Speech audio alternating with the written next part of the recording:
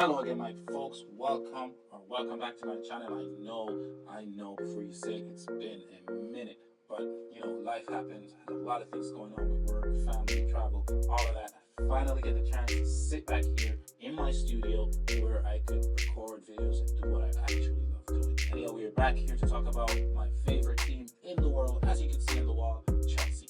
Let's just have it. Remember back then, I think a couple months ago, I told you guys that the media and everyone has an agenda against my team. I do believe that the media, especially the English media, has an agenda against my team, and I think it's because it's owned by Americans. Nobody said anything when the Russian billionaire owned it, or anything, or when we were trash. Nobody said anything, but as soon as we got bought by an American, I think the English media just couldn't handle it. So every single thing we did, it was in the news. But that's not why we're here. We're here to talk about our previous game, which will be a recap, and our game to come, which is pre-match analysis, or whatever you want to call it. So it's a recap and a pre-match in the same video because I'm just getting started. Let's talk about Chelsea game. That game was a good game. I really didn't expect us to lose that game, but I didn't expect them to score 2 on us. There's something, a lot of people are saying there's something wrong with our defense. I don't really think it's our defense. I do think it's our midfield. The midfield is not covering the defense as would expect it to, and I think it's not a player's thing. I think it's a system thing,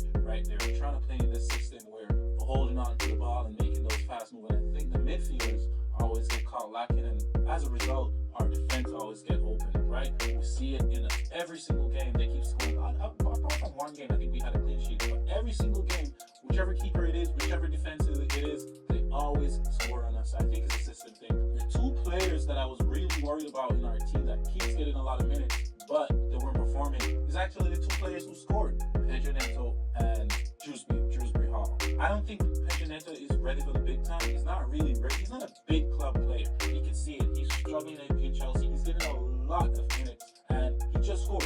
Yes, he got some assists in there and here and there, but he just scored. He really should have been scoring 3 goals in that game. At some point, watching him, I was like, when is this guy's gonna come good? It's been a minute now. It's been more than 5 games, I think, if I'm looking at it right. And he's played in a lot of these games. He's gotten his opportunities. He just hasn't been taking them. I don't think him scoring in this game versus Genk washes away everything that I think. I'm still gonna hold on to it. I don't think Pedro Neto is ready for Chelsea. To me, Pedro Neto is not better than Modric. He's not better than him by any means necessary. Both of them have the same problem. Their decision making in the final third. Their decision making is poor. Shrewsbury Hall, I'm not sure what's going on with him. I know he's a good player coming from Leicester and what he did to bring him back into the Premier League. But I think he's in over his head with this Chelsea team. I hope he comes good. I don't know what's really. I'm not sure if the manager could put his arm around him. In my opinion, he should be the best player on the team right now because he's the only one there that really has any understanding of this manager prior to the new season. He knows how the manager likes to play. He understands the system, so he should already be embedded in the Chelsea way.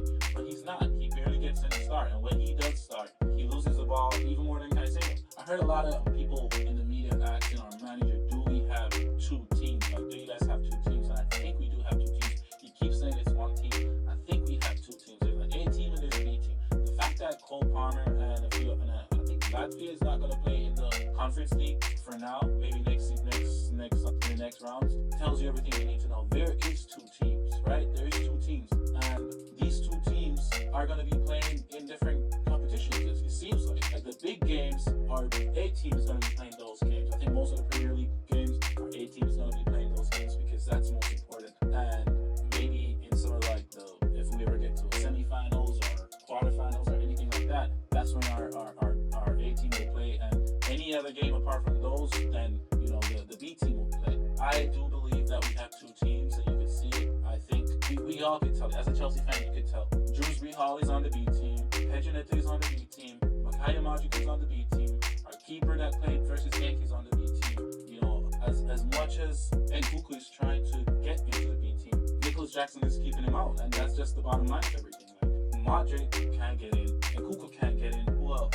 And I do think Nottingham belongs on the B team. I think someone else should be playing over there. Honestly, I do think that someone else should be playing over there. He just had the first 2 games. He played very well, and we haven't seen anything from him ever since. His decision making is poor. I think he's a very selfish player. He thinks about himself over the team.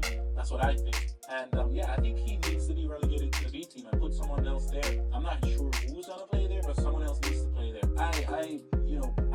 where Reece James is gonna play when he gets back, but I have a video coming out on Reece James soon. I think I'm gonna reserve my opinions on him right now because I don't know what's really going on with that player. The talent that's there, and we could barely see him. I think it's about time. Anyhow, we'll get into him.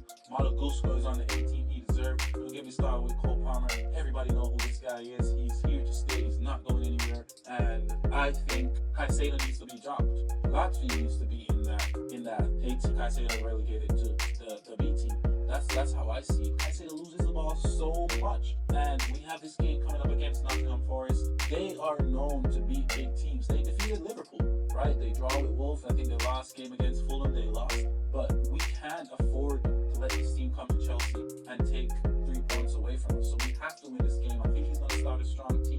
I think it's going to be Sanchez in goal, Cucurella on left back, Colwell beside him, Fofana, and Malo Gusto. And in the middle, I think it's definitely going to be Enzo Fernandez and Caicedo. I do hope he switches it up. Latvia didn't play in midweek against Genk, so I think he probably will put Latvia there, or he might take him off the bench. That's my opinion on it. I really do think he might start Caicedo and then put Latvia on. We'll see. But that's it for the midfield and the regulars. I think Jadon Sancho has to start. Cole Palmer is the first name on the team sheet, and I think he's gonna start Madueke and Nicholas Jackson to start. I think that's a strong team to play against Forest. We need these points going into the international break, so shore up these points, get closer to Arsenal, stay right there in and around those 3 big boys up there challenging. Let's just hope that Aston Villa drop some points tomorrow. We'll see what happens.